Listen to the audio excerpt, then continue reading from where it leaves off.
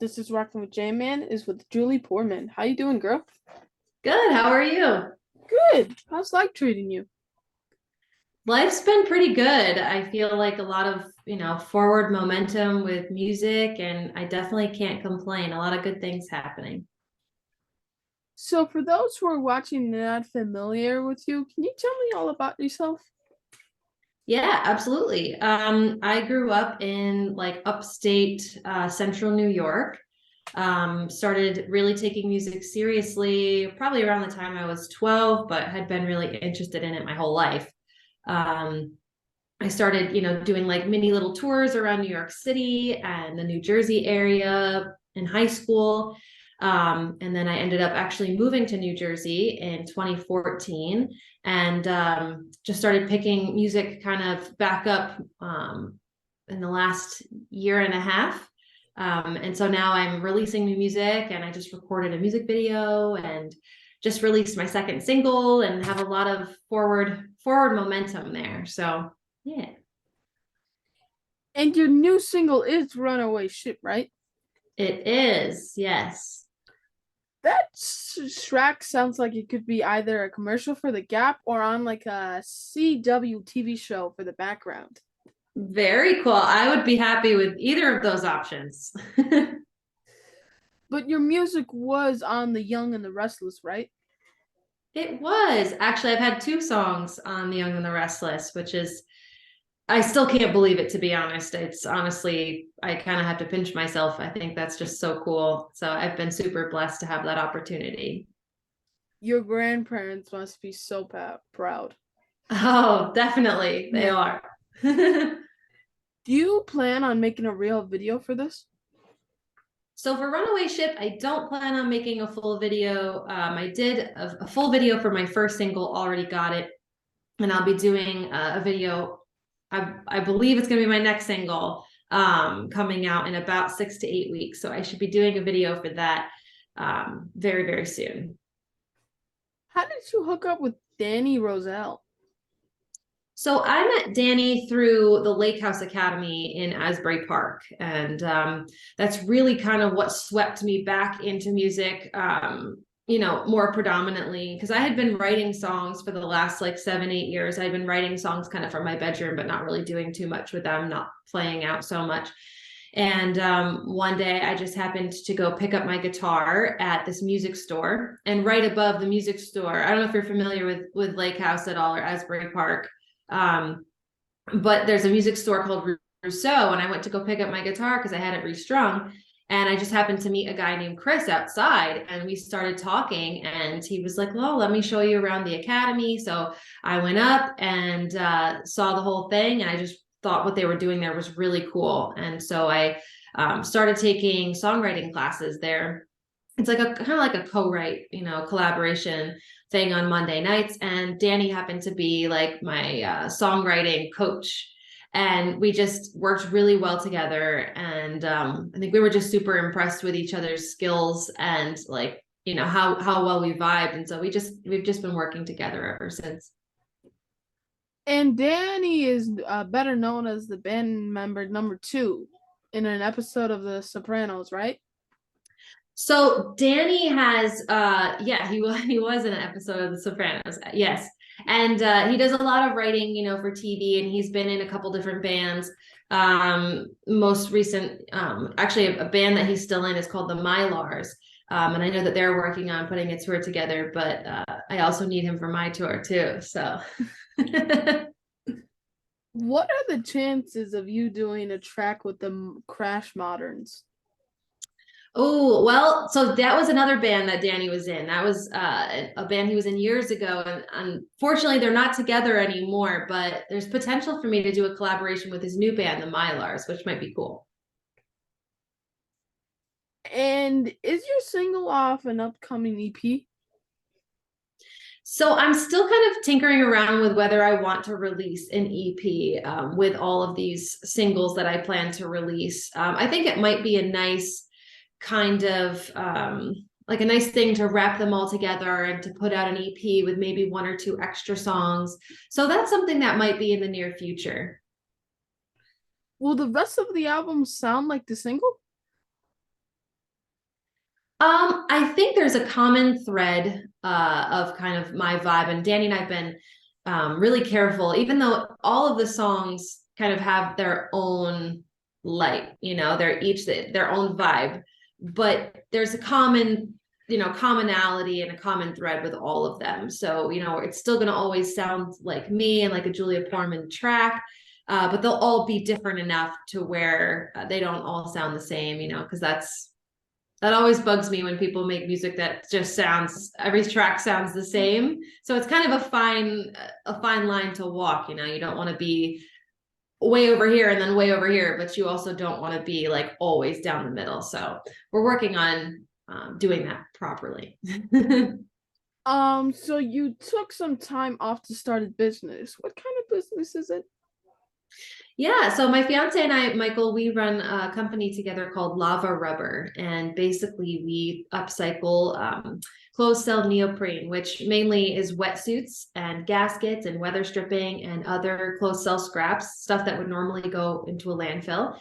We take it, we upcycle it, and we turn it into yoga mats and changing mats and coasters, and we do like all customizable stuff with it. So it's been a lot of fun, and I've been focused on that for about 7 to 8 years now, and still kind of holding true to music, but definitely putting that in the foreground now. What was the first time you heard yourself on the radio? What was it like? Well, I've only been on one local radio channel, a radio station back in New York, but I can tell you the first time I was on TV was extremely cool. And I had to watch it like 10 times over, and I had to watch it, I had to stream it, and then I had to come home, and then I had to actually put it on TV and watch it on TV because I had to get the full effect of being on TV, right? Um, and then I'll let you know as soon as I have one of my songs on the radio. I'll let you know how that feels. So, do you have a big tour planned this year at all? Currently, I'm working on it. And I've been, in communications with several different venues and even a couple different states. So I do have some stuff kind of lining up, and I'm going to be releasing that on my Instagram, which is just at Julia_Poorman. Or on my website as well, which is just juliapoorman.com. So if anyone's interested, just stay tuned there. And in the coming weeks, you'll see some dates starting to pop up. What is it like touring after the pandemic?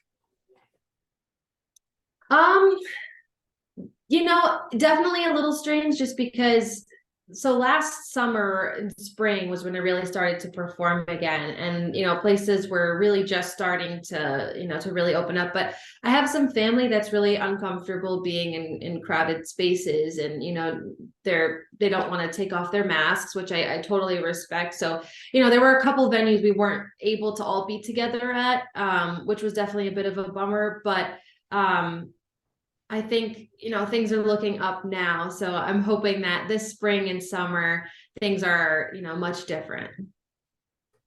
I've been to a few shows, and fans seem more into the shows after not being able to rock out for a couple of years. It does seem like they're more into it, like they're more into the vibe now. Yes, I'm sure that's probably all across the board. Yeah, because I mean, when you're deprived of something for so long, doesn't it just feel so good to be able to enjoy it again, What is life like for you on the road? Well, I haven't really done like a solid road tour yet, so I guess we're gonna find out. A lot of my stuff's been in New Jersey and locally, within 1 hour drive. So I guess we're gonna find that out. What's the best venue you ever played? I had a lot of fun playing Langosta Lounge this past summer, and I would love to be able to do that again. It just was really cool to be able to be like right by the boardwalk in New Jersey, and to get kind of that summer vibe. Everybody loves to listen to live music in the summer. It's just like part of it. So it was just a really cool experience to be there too. And Langosta Lounge is just like such a renowned place on the shore. Everybody knows it. And what's the worst? Hmm. I mean, I guess I'm not going to call out any specific venue because I've never really had like a bad experience with a venue per se.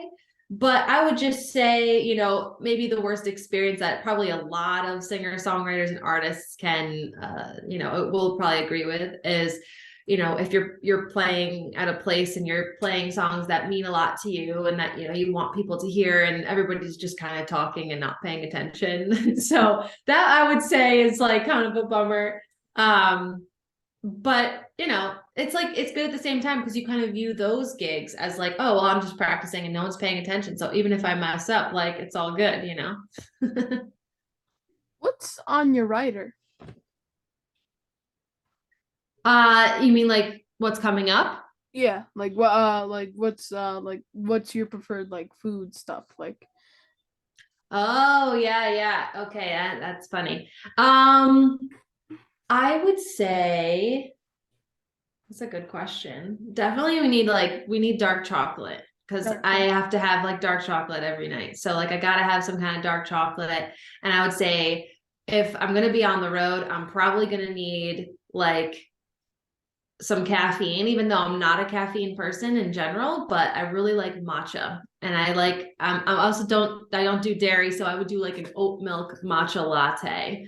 Um, and then other than that, I don't know. I like to try new things. So I would be interested to, see what's popular locally and try that out.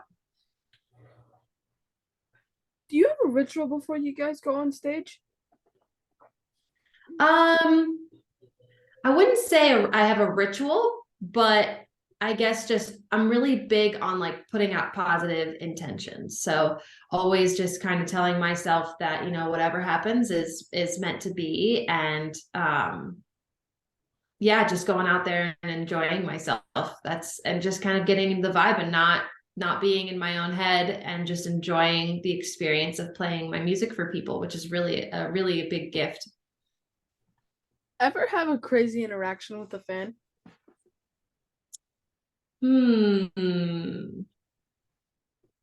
Not really. Not yet. I mean, there's definitely been some like weird, messages online, but I Oh, haven't had really like a person to well, I'm sure everybody gets that, you know what I mean? Like you put yourself out there and like there's definitely some odd things that pop up.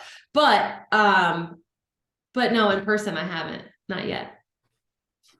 what do you do on your downtime for fun? Um I mean, it's a lot of times if I'm having downtime, I'm writing music. I'm writing songs on my guitar. I like to be outside. It's a big one. So as much as I can be outside, I like to go outside. I like to go to the beach. In the summer, I'll be at the beach a lot, or I'll be, taking a jog on the boardwalk, or just like finding a hiking trail close by and going for a walk with my dog and my fiance. I don't really do too much. I'm a creature of comfort and habit. So So, where do you live then? If you go to the beach, where do you live? yeah, I live in New Jersey and I live Oh, okay. yeah. Okay, okay. No, it's all good because I did initially say I was from upstate New York, so that might have thrown you off. But I live in New Jersey now and I live like by Asbury Park. So we have beautiful beaches here. I know everybody gives Jersey a bad rap because they fly into Newark and they think it's all just you know, factories, and it's not. It's beautiful once you get down to the coast and you go, central Jersey. It's gorgeous. What's next for you? Hmm. Well, definitely getting out on the road and playing some gigs with my band. I really can't wait to start doing that. I'm gonna be filming a music video very soon, but just be releasing more and more singles, hopefully an EP down the road, get more songs on TV. It's just there's a snowball rolling and I'm not gonna stop it. And whatever feels right is gonna come next. And I'm gonna roll with that. How do my followers follow you? How many followers? How do my followers follow you? Oh, that's funny. I'm like, how many followers follow me? Let me count. So yeah, you can find me on Instagram at Julia_Poorman. You can find me on TikTok, the same thing at Julia_Poorman. You can find me on YouTube if you just type in my name. Yeah, I don't know what else there is. Instagram and TikTok are the big ones, and then YouTube, I guess, right? And they can get your music there, right? Yes. Yep. So all my stuff's on Spotify. Once again, you just type in my name right in Spotify, and everything will pop up, everything that's current. Do you have any cool merch? I do actually. If you check out my website, I have some coasters that are made out of the material, like the recycled material that I was telling you about. I have some t-shirts and I have a tote bag. You gotta hook me up with some fresh gear, please, please. I do. I will. Okay, Yeah, you thank have to you so send me much. send me an email and send me your address, and I'll give you a little care package. What is your favorite memory from playing a show? Hmm. I love when people dance when I play. I think that's really cool. I just love what people love it so much that they want to get up and dance. So there's been a few times where that's happened, and I hope the more I play out, the more I'll see that. Especially with a full band, because it's one thing when I'm just with the guitar, but like, and I've done a lot of those gigs, but the full band stuff is really where that energy comes from. So yeah, hopefully that can happen a lot more. What is your worst? Hmm. I don't know. It's kind of funny because I feel like pretty much all of my shows I've had such a positive experience, which is not everybody's story, I guess. And maybe it's because I just need to do more, have more experience with it. But everything's been really great. Fun question time. You're on death row and Okay. it's time for a final meal. What's on the menu? Ooh. Okay. Well, okay. I make this really good ramen, and Oh, yeah, I was just talking about this actually the other day. I make this really good ramen, so I'd have to be like, this is how you make it, and you have to make it just like this, and if I'm gonna die tomorrow, it better be great. So no pressure, but that's probably what it would be. there's like a huge Or thing. or scallops too. I love Oh scallops. my God. Don't play with me with scallops. Oh my, I'm not playing when it comes to scallops. I love them. oh my God. The first time I kind of never really liked fish food. Only, oh God, sorry. I never really liked fish food. And then my dad took me to the restaurant one time and he was like, here, try them. I was like, no. And he was like, here, you dip them in butter and then you just try them. I was like, I did it. I was like, oh my God. Yeah, Right? delicious. Right? Yeah. They're so good, and they have to be cooked right, because if you ate one that was like rubbery, then you'd be like, oh, I don't like scallops. But like if you eat a good one, you have a good experience, then then it's just scallops all day. How are you going out? How am I going out? Yeah, like what is going to be your execution when you go to prison? Oh no. Yes. Um, I don't know. Whack me over the head so I go instantly. You can't do that. So like firing squad? I guess like firing squad then? Would you say? Sure. Yeah. Yeah. So you Yeah. just basically just get shot in the head. Nothing. That's what I would pick. Yes. Quick. Make it fast. Quick painless. If you could have any superpower, what would you choose? Ooh. Um, that's a good one, because as you get older, like when I was younger, I'd be like, oh, I want to fly. But now that I'm older, I'm like, what? Like, I mean, yeah, that would be cool, but there's so many better things I could pick now. Um, I think I don't know, like part of me wants to live forever. Like I think that would be cool, just to be able, because I could be, or no, I want to be able to go back in time. That's what I want to be able to do. I want to be able to go back in time, because I would love to be able to like go see like ancient Egypt and before that, and like be able to see if like, history really is correct. Like I want to be the judge of that. And I want to be able to know if, Egyptians had like magical powers and just be able to like, travel to different places like thousands of years ago. I think that would be really interesting. Okay, this Yeah. depends if you're a true time traveling pro. Would you kill Okay. baby Hitler? Ooh.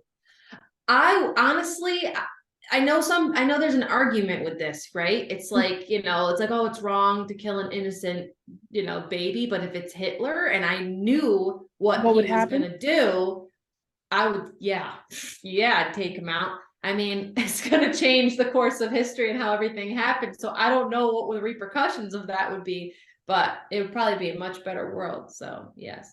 There will probably still be a world war, but there will probably not be a World War II. Right. Yeah. Let's just say you could choose any song ever written by any band and you can change that song where you were the one who wrote it. What song would it be and why? Wow. That's such a great question. Thank you.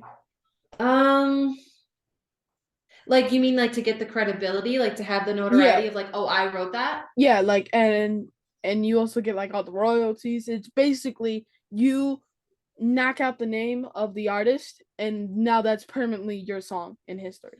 Wow. Okay. Well, let's say not because I like the song, okay, but like All I Want for Christmas Is You by Mariah Carey. But that's only because that's like half answer. I'll probably have to give you two answers. Because royalty wise, she makes a killing. I think I saw that she makes over $1 million every year just from that song because it streams and plays so much. So yeah, All I Want for Christmas Is You. On the other hand, as far as like a quality song goes or something that went down in history, I would probably say like You're Still the One by Shania Twain, because that is also such a timeless song and gets played at like every wedding and like every, you know what I mean? It's such a classic that I'd probably pick something like that too that I knew would age well. Um and once again, she probably still makes bank from that track. Oh my god. I couldn't even imagine. It's basically a joke now. Like every single Christmas, they'll just say, "All I want for." They'll just play that. That's like every single mall song almost. Exactly. Exactly. Yeah. So if I'm going for the monetization aspect, it's going to be that. Well, thank you for being on my show. Next time we talk is at Big Stage is one of your shows, and it's been a pleasure speaking with you. And I'll see you again Yes. soon. All right. Sounds good. Thank you so much for having me. It was my pleasure. Have a nice night. You too. Bye.